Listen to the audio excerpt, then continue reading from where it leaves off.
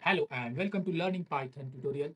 And in this tutorial, we are going to learn about object-oriented aspect of Python.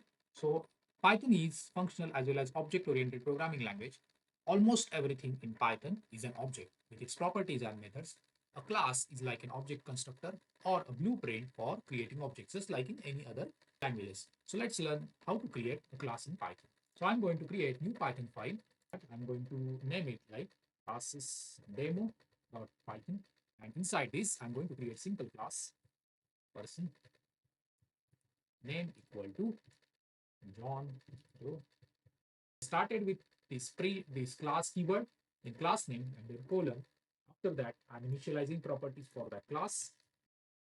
If I want to create object of that class, then this is how I'm going to create. So if I run this, then it should print John Doe. So I have we successfully created person class, then we printed name. But in the real life, this is not going to be the case. We need to pass this name, and let's say I have age, then I need to pass these properties from outside. So this is the state of the class, right? So this state I should be able to set it from outside. So because I'm interested in creating multiple objects, so let's modify this class. Now I need to use special function in Python that is called as init. And for that, I am going to use another keyword called as def. And so we are aware of this keyword in while learning functions. So init is a special function, and all classes have function, this init function. And here there is a built-in init. Initially, the built-in init was called. Now we are overriding it. Okay, so we are providing our own implementation here like this, name and age. And now instead of this, we are going to say self dot name. So this first self parameter is mandatory for class member methods. So if you want to call method using object reference that is on left hand side, using this object I want to call method, then I need to pass this self as a parameter. So this is something similar to Rust programming. If you have already seen Rust programming tutorial, then something similar happens here. I will elaborate more when we implement methods shortly. So this is like a constructor to me, and we have initialized, and now I need to pass this value from here, and yeah, maybe 30. And now if I print this, and now instead of, yeah, John Doe. Okay, so now if I want to print name here, then what I need to do is x dot age, and probably I need to typecast, yeah, str.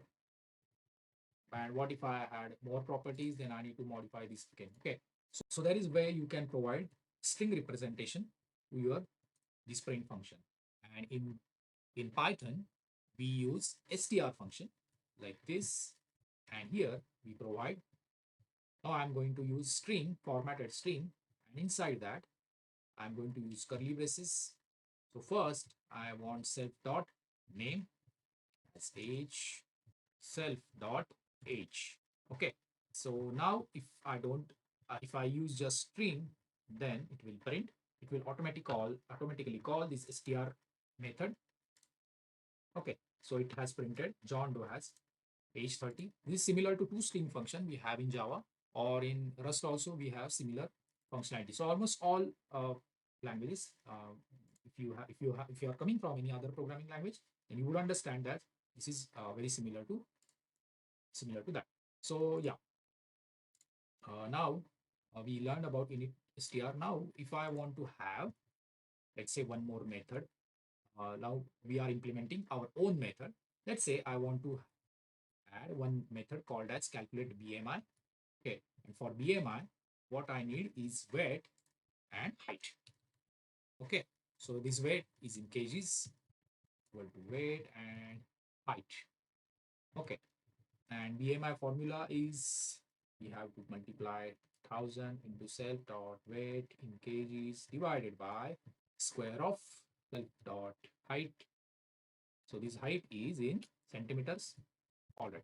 So now let's pass parameter. After age, I'm going to pass weight as 70 and height as 172 centimeters. Okay, and so we print X, and after that we will print John BMI is the one we will be calculating as X dot calculate BMI. Okay, so this is how I'm calculating method. I'm calling method on this object. If I run this, okay, so we need to type cast here. Okay. Yeah. So John's BMI is 23.66. That is very healthy. Now we learn about init method, which is like constructor, then str to print to have string representation of that object. And we learned about how to have your own class method, which you will be calling using object reference. Now, if I want to have method, which let's say something like static method, which is not related to, which don't need any private members like name, age, weight, height. So I can have method like this. Now, how am I going to call this method? I'm going to call this method by using class. Okay. If I run this, then it will print my name is John Doe. Okay. So this becomes a property of your class and not your object. All right. So this was about classes, objects, how we create. The significance of self object as a first parameter. Now you would have understand that need if you want to define object method, then basically you need this self as a first parameter. All right. And so if you want to modify the property, then you can simply say something like this: x dot name equal to say okay. And if I print again x, yeah, so you can see the name has changed now to Amit Gandhi. Further, if I want to delete any property, okay, if I want to delete any property, then I can use del keyword, and I can use like this. If I use this, then it is going to complain that there is no person has no attribute name. So we basically remove that property using del keyword. All right. So yeah, and if we don't want any implementation, like for example, now let's look at how to create inheritance. Let's create. So inheritance is something where we have parent-child relationship. So suppose I have another class student, and here into brackets, I'm going to provide parent class name person. And suppose if I don't want to implement, or I'm okay with my parent class implementation, then I will simply put pass. And in that case, I will have something like this. So if I print, then so we already have printed x and y. So by default, all implementation has been taken from parent class. So this is so student and person, they share is a relationship.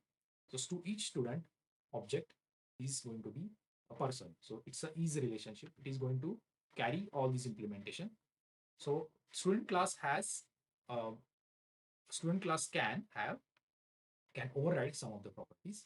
So let's say, so if you want to add init here, then I can add like this name, age. So let's remove this weight and height for now. Okay. And we can have any properties if I want to have. So always remember that child's init method overrides inheritance of parents init function. So we have to call something like this. Okay. So with this now, we have to remove this parameter first, and it should produce same result. All right. So now instead of using parent class constructor, we have defined. So instead of now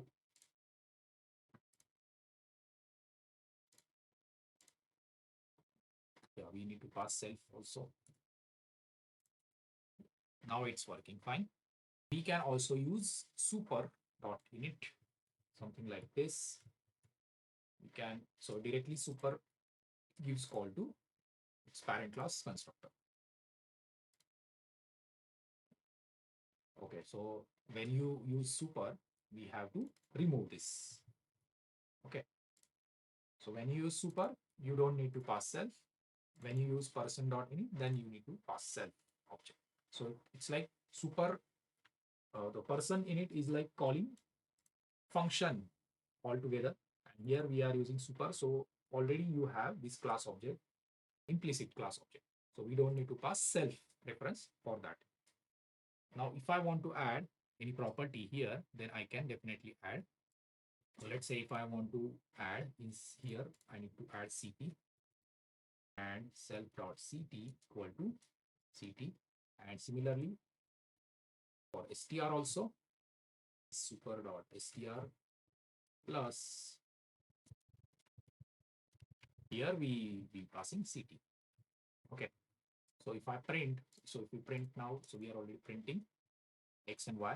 We need to pass one parameter here as CP. Let's pass name as Mumbai.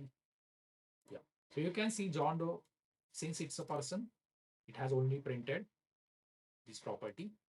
And whereas for Abraham Lincoln, it has printed this line and we appended city name here in its child class implementation. All right. Similarly, we can have methods here. So I can have methods like this, and which methods are,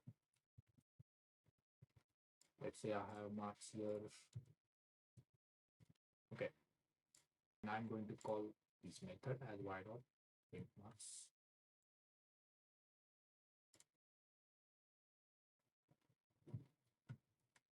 I need to typecast.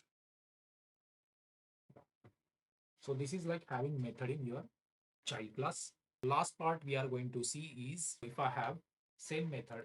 So let's say if I say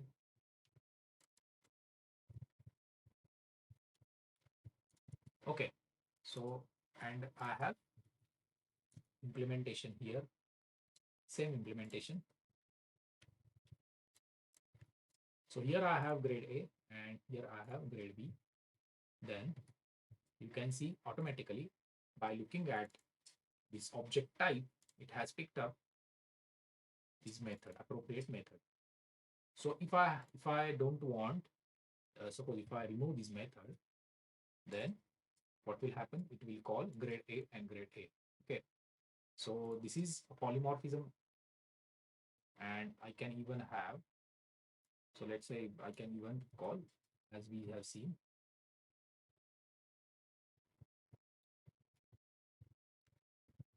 yeah. So so now this grade A and is printed from this superclass.